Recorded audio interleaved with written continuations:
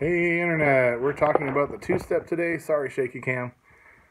Two-step building blocks. First one is going to be the same as all of your traveling country dances, which is that your reliable direction is a factor here. So what that means is both parties are trying to travel in that line of dance and not necessarily wait for the frame connection to get that to happen. So followers are going to take off as soon as the leader starts you, and you're going to keep your own distance and travel through the room, which is sort of related to the second building block, which is a reliable rhythm, which means the count is never going to change.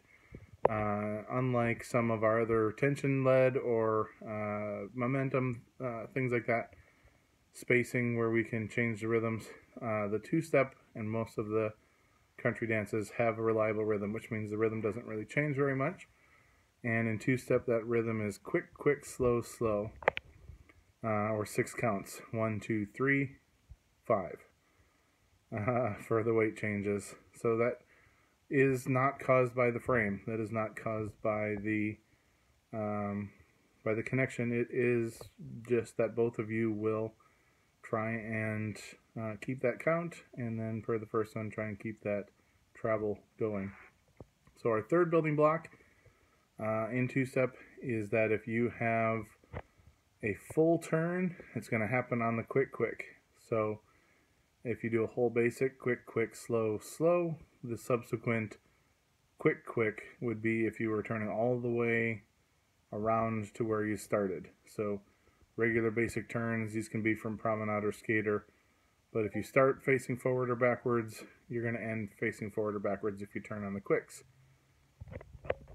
pending our last building block, which we'll get to in a minute. So that's 3. Our fourth building block is that if you turn on the second slow, it'll be a half turn. So that'll turn you from facing the line to facing opposite the line, or vice versa. So we'll go from a regular dance hold to a promenade, or from a promenade back again. We go from facing each other to facing the same direction, or both of us can turn on that second slow together. And that would be more like a smooth pivot kind of scenario. So so far you've got reliable rhythm, reliable direction, full turn on the quick, quick, half turn on the second slow, and the last building block for two-step is that if you're already rotating, you can continue rotating on any part of the rhythm.